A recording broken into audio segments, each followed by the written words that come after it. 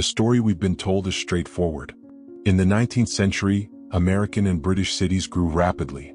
Industrial expansion drove migration. Populations swelled. And to manage this growth, governments built courthouses, administrative buildings, and legal infrastructure to serve their communities. But in 1847, the city of St. Louis completed a courthouse designed to serve a population of 350,000 people. The actual population at the time was 63,000. In Liverpool, the St. George's Hall complex opened in 1854 with courtroom capacity for a city 3 times its size. In Pittsburgh, the Allegheny County Courthouse, finished in 1888, was engineered with administrative offices, holding cells, and record storage systems scaled for a metropolitan population the city wouldn't reach until the 1920s. These weren't isolated decisions. Across dozens of cities in the United States and Britain, legal infrastructure appeared decades before the demand it was built to serve. The buildings weren't expanded later. They were designed from the ground for populations that didn't exist. The timing is consistent. The scale is consistent. And the architecture follows patterns that suggest coordination no one has fully explained. Before we go further, this is not a video claiming hidden civilizations or suppressed history. This is an examination of documented construction records, census data, and architectural design that remains difficult to reconcile with the official timeline. Everything discussed here is based on public records and observable infrastructure. The goal is to present the patterns clearly and let you examine them. The standard explanation is that city planners were optimistic. They anticipated growth. They wanted to avoid the expense of rebuilding later. In some cases, that explanation holds. Cities like Chicago and Manchester experienced explosive population increases, and forward-thinking infrastructure made sense. But the numbers don't always support that narrative. Take the courthouse in Wheeling, West Virginia. Built in 1876, it included court chambers, jury rooms, administrative offices, and archive space designed for a city of at least 100,000 people. Wheeling's population in 1876 was 19,000. By 1900, it had grown to 38,000. The building's full capacity wasn't reached until well into the 20th century, more than 50 years after construction. The design wasn't speculative. It was deliberate. The structure included plumbing systems, heating infrastructure, and load-bearing frameworks that required advanced engineering knowledge and significant financial investment. This wasn't a simple expansion of an existing building. It was built from the start as if the demand already existed. The same pattern appears in Buffalo, New York. The Erie County Hall, completed in 1876, was designed with courtroom infrastructure for a population exceeding 200,000. Buffalo's population at the time was 118,000.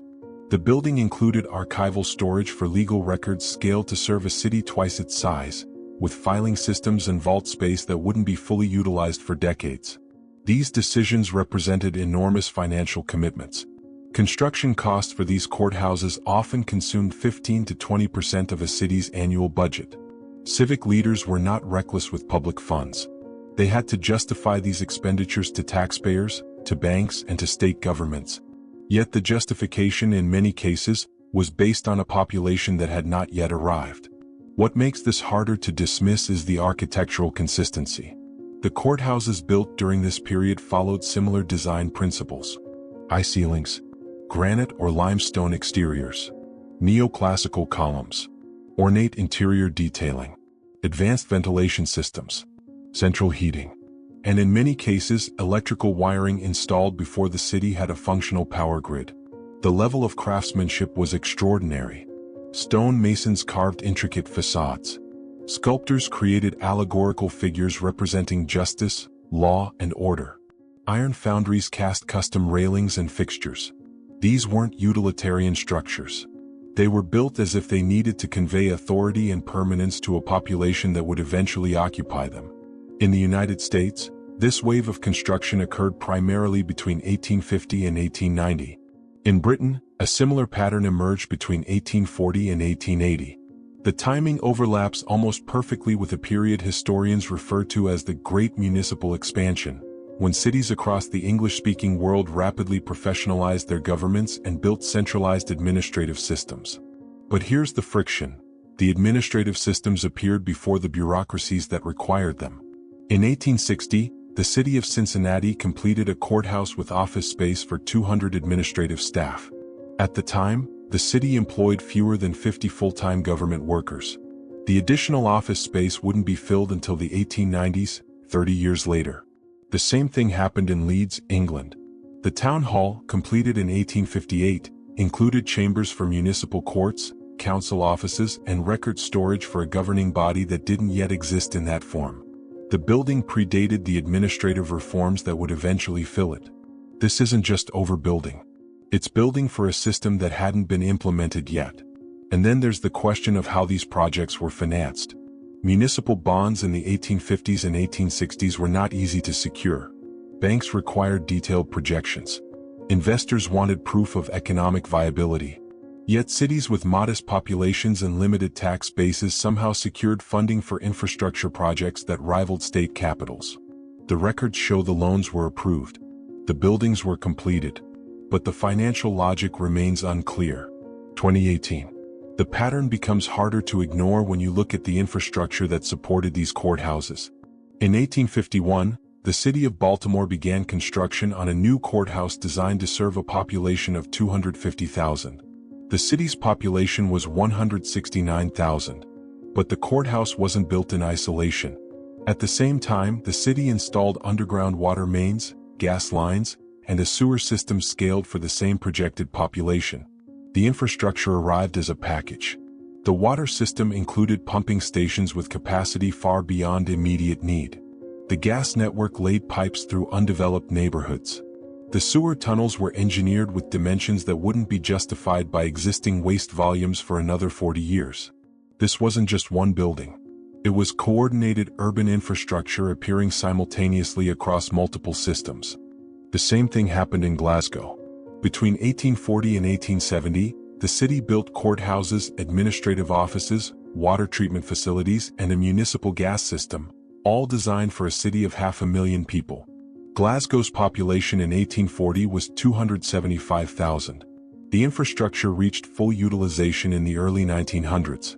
The coordination required for this kind of development is significant. Engineers had to calculate water pressure for neighborhoods that didn't exist. Architects had to design legal complexes for case volumes that hadn't materialized. City planners had to map transportation networks for populations that were still decades away. And they did this across dozens of cities in 2 countries within a span of roughly 30 years. The Erie Canal offers another example. Completed in 1825, it was immediately recognized as an engineering achievement. But what's less discussed is the legal and administrative infrastructure that appeared alongside it. Within 5 years of the canal's completion, nearly every town along its route had constructed new courthouses, land offices, and municipal buildings. These weren't small towns. Many had populations under 5,000. Yet they built legal infrastructure comparable to cities 10 times their size. The courthouses included multiple courtrooms, judges' chambers, record vaults, and administrative offices. The buildings were designed as if the towns expected to become regional centers. Some did. Many didn't. In 1835, the town of Lockport, New York, completed a courthouse designed for a population of 30,000. The town's population was 3,800. By 1860, it had grown to 11,000. The courthouse's full capacity was never reached. Yet the building remained standing with courtrooms and offices that were barely used for most of its operational life. The same pattern appears along the railroad expansions of the 1850s and 1860s. As rail lines pushed west across the United States and north through Britain, new towns appeared almost overnight. And within a few years, those towns had courthouses that felt decades ahead of their populations. In Kansas, the town of Atchison was founded in 1854.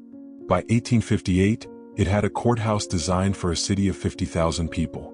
The population was 2,600. The building included a clock tower, a bell system, and ventilation infrastructure that required mechanical engineering knowledge far beyond what a frontier town would typically possess.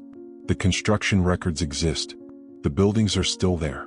But the question remains, who designed these systems and why were they built at this scale? The architectural consistency is striking. Whether in Liverpool or Louisville, the courthouses share design elements that suggest common templates.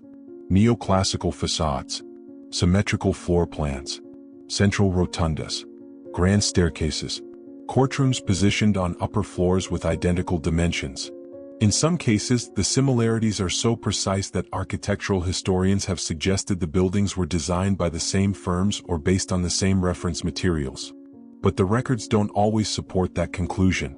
Many of these courthouses were designed by local architects who had no documented connection to one another. Yet the buildings look like they were part of a coordinated plan. The administrative systems inside the courthouses followed similar patterns. Record-keeping methods, filing systems, courtroom procedures, judicial hierarchies. These systems appeared simultaneously across regions that had limited communication infrastructure. There were no national standards for municipal courts in the 1850s. Yet the systems implemented in St. Louis looked nearly identical to those in Sheffield. This raises a question that's difficult to answer through conventional history. If these systems were developed independently, why do they look so uniform? One possibility is that cities were copying each other. A successful model in one location could be replicated elsewhere. But the timeline doesn't support gradual adoption. These systems appeared within a narrow window, across multiple countries, in cities with vastly different economies and governance structures. Another possibility is that there was a shared reference point, a legal or architectural framework that cities were following. But no such framework has been conclusively identified in the historical record, or the infrastructure was inherited. The word inherited here doesn't imply conspiracy. It means that some of the systems, some of the buildings, some of the legal frameworks may have been adapted from earlier models that were more advanced than we've accounted for. Whether those models came from previous administrative periods, from European colonial templates, or from something else remains open to interpretation. But the evidence suggests preparation for something that hadn't happened yet. In Britain, the Municipal Corporations Act of 1835 reformed local government and required cities to professionalize their administrations. Within 20 years, nearly every major city had built new courthouses, town halls, and administrative complexes. The speed of implementation was extraordinary. The act didn't mandate specific architectural designs. It didn't require cities to oversize their infrastructure. Yet that's exactly what happened. From Edinburgh to Bristol, cities built legal complexes scaled for populations they wouldn't reach for decades. The same thing occurred in the United States, but without a centralized mandate. There was no federal law requiring cities to build courthouses of a certain size or design. Yet the pattern emerged independently across dozens of municipalities. Whether this reflects inherited knowledge, coordinated planning, or parallel development remains unresolved. The term Tartaria first appeared on European maps in the 13th century. It was a geographic label used to describe the vast territories across Central Asia and parts of Eastern Europe. The name came from the Mongol and Turkic peoples who inhabited the region, though European cartographers used it loosely to refer to areas they didn't fully understand. By the 18th century, the term had largely fallen out of use in official geography. The Russian Empire expanded eastward, and more precise names replaced the old designation. Tartaria disappeared from maps not because it was erased, but because it was no longer needed. In recent years, the term has been reinterpreted. Online researchers began using Tartaria not as a geographic region, but as a label for an architectural and infrastructural pattern they couldn't easily explain. The term became shorthand for a specific observation, that buildings and systems from the 19th century often appear more advanced, more coordinated, and more permanent than the official timeline suggests. This reinterpretation doesn't claim Tartaria was a lost empire. It doesn't argue for suppressed history or hidden civilizations.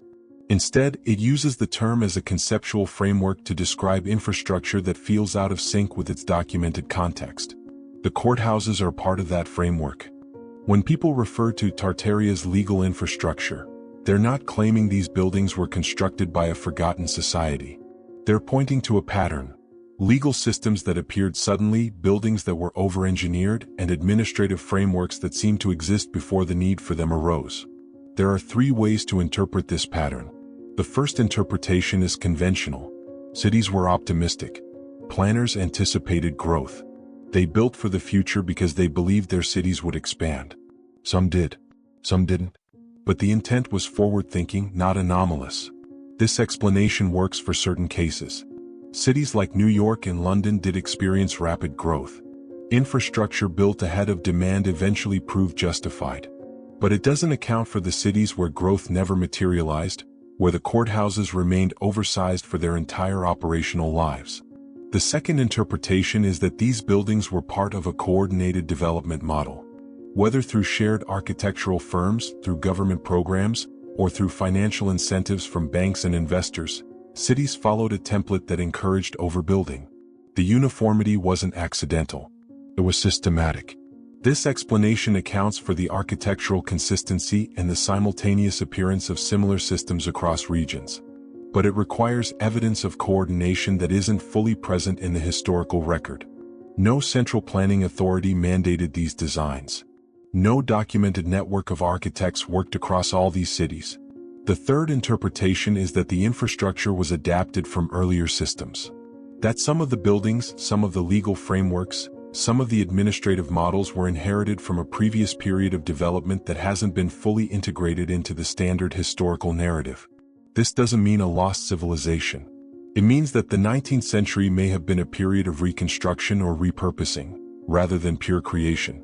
The buildings were designed using knowledge that already existed. The systems were implemented based on frameworks that had been used before. Whether that knowledge came from earlier European administrative models, from colonial governance structures, or from something else remains unclear. All three interpretations can coexist. Some cities built optimistically. Some followed coordinated templates. Some may have adapted earlier infrastructure. The answer likely varies by location and context. But the pattern itself is consistent. In 1816 something changed. That year is remembered for the year without a summer, caused by the eruption of Mount Tambora. Crops failed. Temperatures dropped. Economic disruption spread across Europe and North America. But 1816 also marks the beginning of a period when infrastructure development accelerated in ways that remain difficult to fully explain. Within 30 years, cities across the United States and Britain had built courthouses, water systems, and administrative complexes that wouldn't be fully utilized for decades. The construction happened during a period of economic instability, yet the financial resources were found. The engineering expertise was available. The legal frameworks were implemented. The timing is notable because it followed a period of disruption. Whether that disruption reset systems or revealed the need for new ones, the infrastructure that emerged afterward was built at a scale that exceeded immediate demand. The metaphor of Tartaria isn't about proving an alternative history. It's about recognizing that the infrastructure we've inherited doesn't always align with the story we've been told about how it was created. The courthouses are still there. The records are accessible. The buildings can be measured. The population data can be compared. And when you do, the pattern remains. Whether this reflects optimism, coordination, or inheritance is a question the evidence invites but doesn't conclusively answer. What remains clear is that the legal infrastructure of the 19th century was designed for cities that didn't exist yet. The buildings were constructed with precision and permanence. The systems were implemented with uniformity. And the scale was consistent across regions that had limited communication. The story we've been told is that cities built for their future. But the evidence suggests they may have been building for something they already knew was coming, or something that had been there before.